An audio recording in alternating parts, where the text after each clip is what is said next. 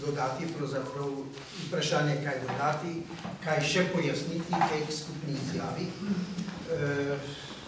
Je sad našega lepega sodelovanja na tem področju in se mi zdi, da ima za to še toliko večjo težo.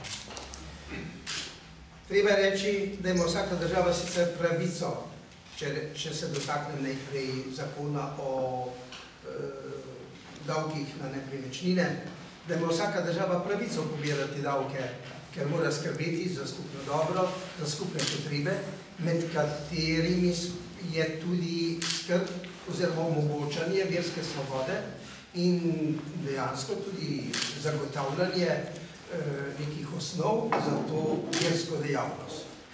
Tako je v vseh primerljivih evropskih državah. Vse države, ne samo da nimajo, kot je bilo že rečeno, kot je rečeno v izjavi, takšnega davka, ampak podpirajo, participirajo za to dejavnost in za vzdrževanje cerkvenih objektov.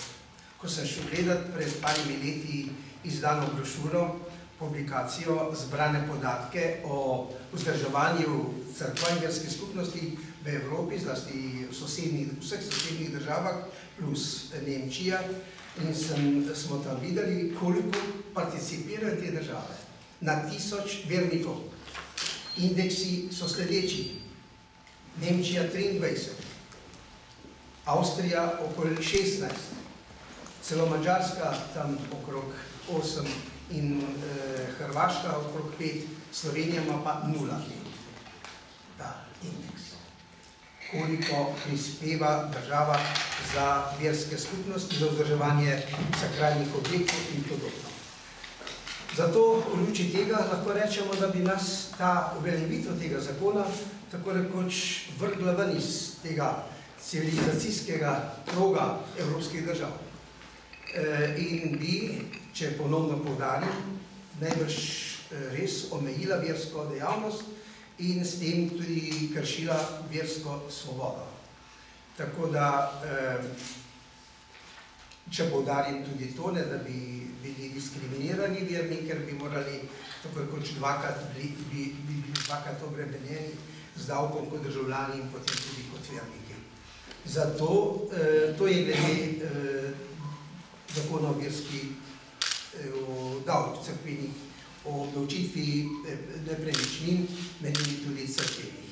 Glede zakona o verski svobodi pa pravimo, lahko rečemo, da kot je rečeno, da je dosedanji zakon popolnoma primerljiv in dober, modern in da dobro potrebni so popravki, ki jih je zahtevalo Ustavno sodišče, ki ga moramo spoštovati, to je zlasti glede števila verskih skupnosti, ki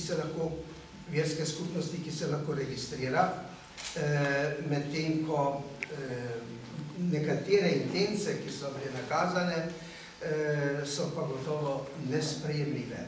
In za oba zakona, kakršnakoli pač bosta že sprejeta, čeprav je drugi se samo pripravlja zaenkrat, predvsem pa na zakon o obdavčitvi nepremičnin, zlasti cerkvenih sakralnih objektov in drugih potrebnih stavb za odvijanje in upravljanje verske dejavnosti.